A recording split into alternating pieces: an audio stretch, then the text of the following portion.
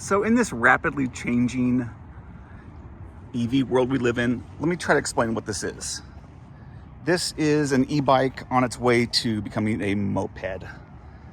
Here in California, moped is a class that doesn't really exist, hasn't really existed for a while. If you look at any of the major motorcycle manufacturers, nobody really makes a moped. 4 horsepower, 3,000 watt motor is allowed, 30 miles per hour, one-time registration fee of about 20 bucks. There's some bells and whistles you have to do in order for it to be a legal moped. It has to have headlights that turn on automatically when you power it on. Has to have reflectors, has to have tail light with a brake light that activates when you hit the brakes. But you are allowed to go some places that you can't really get to for a cost that is not really all that much. This is a BBS HD 1000 watt nominal. Puts out around 1400 watts. 52 volt battery right now.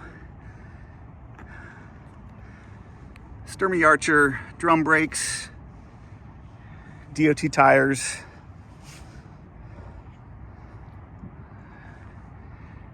DC to DC converter so that you can go right from the pack voltage to then run 12 volt accessories, lights. Horn is another requirement for California Moped Class. So there's your horn. Do not have the plates yet for this, but plates are coming. Application has been filed. Technically, it has to have a automatic transmission, but currently it has a 4-speed just derailleur. A lot of the statutes are based on old internal combustion engine stuff. So,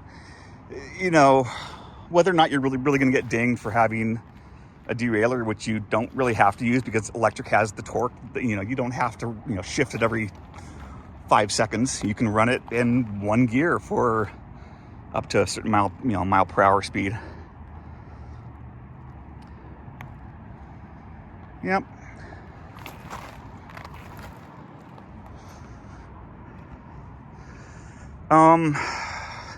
California is definitely starting to crack down on e-bikes, e-motos.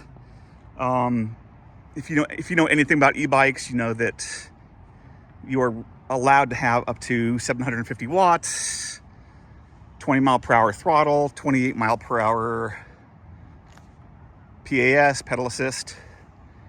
Anything other than that is not technically an e-bike.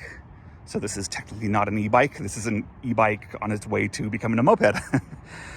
Also, if you know anything about how much power it takes to do certain activities, you know that all these kids riding Surons and even the Onyx, the Onyx guys, they're nice bikes. They're not e-bikes, obviously.